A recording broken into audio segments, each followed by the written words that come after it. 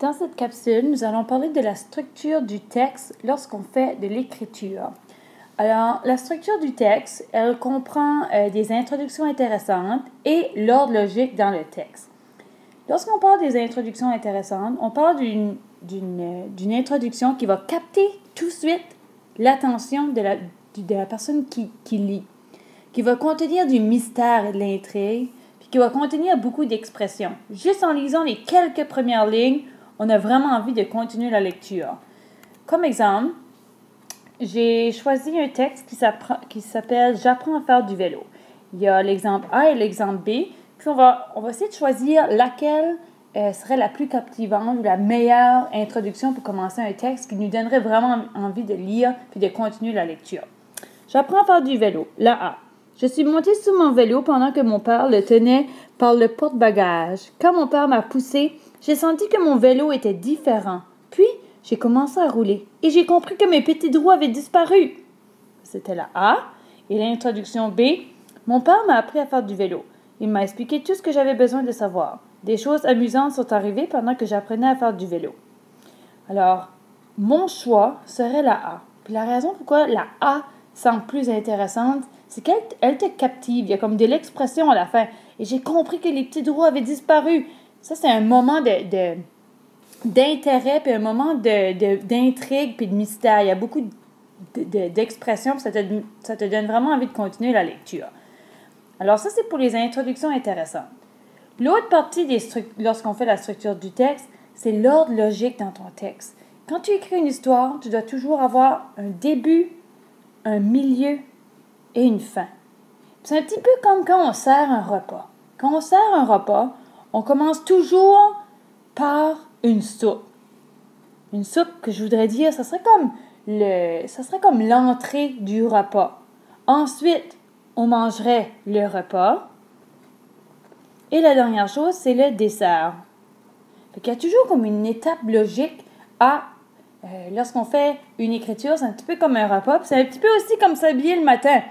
On s'assure de placer nos bas, placer nos chaussettes avant de placer nos bottes. Parce que sinon, on va être obligé d'enlever nos bottes puis replacer nos bas. Il y a vraiment comme des étapes logiques lorsqu'on fait de l'écriture.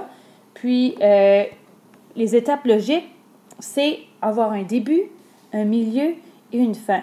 Je vais vous lire deux parties de texte où j'ai mélangé le début, le milieu puis la fin. Puis vous allez voir que ça rend le texte beaucoup plus difficile à comprendre. Alors la première. Je n'étais pas contente et lorsque je me suis mise à crier, la souris m'a dit « Arrête de pleurnicher, on peut partager. » Alors là, je suis presque tombée par terre. Elle avait besoin d'aide, la pauvre. Elle avait très faim. Hier matin, quand je suis arrivée à la maison, devinez ce que j'ai découvert. Ma mère m'a demandé ce que je cachais. Je lui ai répondu que je m'étais fait un nouvel ami et que je l'avais aidé pour Noël. Elle m'a cru. Depuis ce jour, j'aime aider les animaux qui sont dans le besoin à Noël. Une souris de Noël qui mangeait ma collation nutritive. Je lui ai donné quelques biscuits et je lui ai fait un petit nid à l'extérieur. La souris parlante était très reconnaissante et m'a remercié. Alors là, j'ai vraiment mélangé le début, le milieu puis la fin. On commence en disant que j'étais pas contente, puis on comprend pas pourquoi on n'est pas content. Puis là, finalement, on commence à parler d'une souris, puis on fait des liens, mais ce n'est pas clair parce qu'il n'y a pas un début, un milieu et une fin. Cette fois, je vais le relire en plaçant vraiment l'ordre logique dans le texte. Hier matin, quand je suis arrivée à la maison, devinez ce que j'ai découvert. Une souris de Noël. Une souris de Noël qui mangeait ma collation nutritive.